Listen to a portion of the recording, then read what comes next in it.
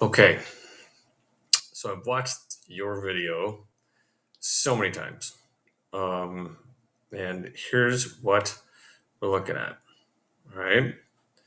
So when you watch yourself skate, the number one thing I see is that your stride is incredibly short.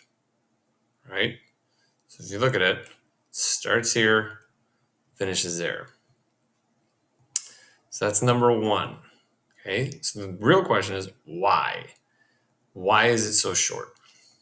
All right. And here's what I got for you. So as you can see, your body's kind of here. Watch your foot here, okay, after you stride. So you just finished this push. Watch this foot track away from the center of your mass, all right? Because as it tracks away from the center of your mass, here, it has to release because your body's going straight ahead. This foot's going out that way. So you have to get off this foot quickly. Otherwise, you're going to fall on your face. You're not gliding on that foot for very long. So we need to increase the amount of time you're gliding on each foot versus almost falling in between your skates. So think about it this way. View yourself skating right now, but view yourself skating from the perspective of your upper body is falling in front of your feet, and your feet are just trying to keep up. All right. And so notice how your upper body is always right here. It doesn't move here or here, it just goes straight ahead.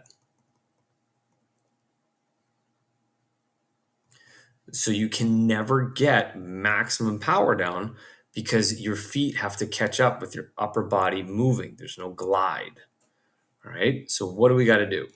We got to get these feet underneath your body, which is something that we've been talking about the last couple sessions that we've been on the ice, is about keeping your knees together and gliding forward and then slowly coming out.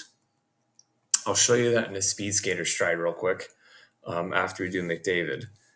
Or as you're striding here, you need to let your upper body come a little bit this way and stay over your foot so that, and this is the next part, this leg that you did a stride with can recover underneath your body and help create power being pushed back there.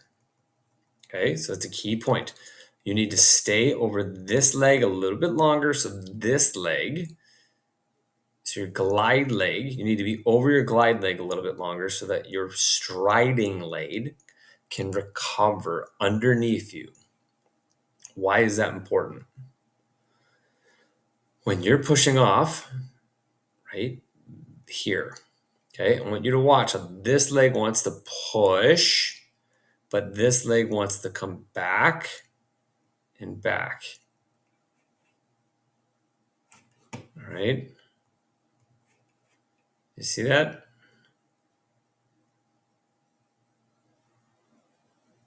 This leg's trying to push off while this leg's trying to go up. So you have counter force. All right. So your feet are working against each other. One's going that way, one's trying to go that way. That can be okay, and that's what we want, but we want it in the format of this leg is pushing that direction, this leg is jumping that way. And the way I want you to think about it is when you do striders, right? When you do striding plyometric workout, you have a foot here, and then let's say, you have another foot over there. You want this foot to come underneath your body and then help push and explode that direction help this leg push and explode that direction at the same time. What you're doing is you're trying to, whoop, that's a bad fake leg. You're trying to push that way on this leg while trying to move this leg in. Where are you going to land if both your legs are going that way? It's impossible. So what I want you to focus on is keep the balance on one leg. So that can be either your upper body tracks with this leg that direction, or you just keep your knees and your feet underneath your body a little bit longer and allow this leg to recover. So when you push off that way, this leg's going up that way. They're working with each other, all right? Not against each other. And if you watch closely, you can see how as one leg pushes, the other leg's coming in. They got to work together in order for that to happen, in order for a really powerful stride, right? So as this is going out, this is coming up. We want this recovered and going that way when this one's really pushing hard that way. All right, we're going to see an example of that. So this is not easy to do since it's on YouTube, but we'll do the best we can. So what I want you to watch for is now, right here, okay? When this leg is going to stride that direction hard, like with maximal power, this leg is going that way. You can only see it for half a second, but watch again. Notice how the legs work together. One is going out, one is going up forward, and you can see it so few times.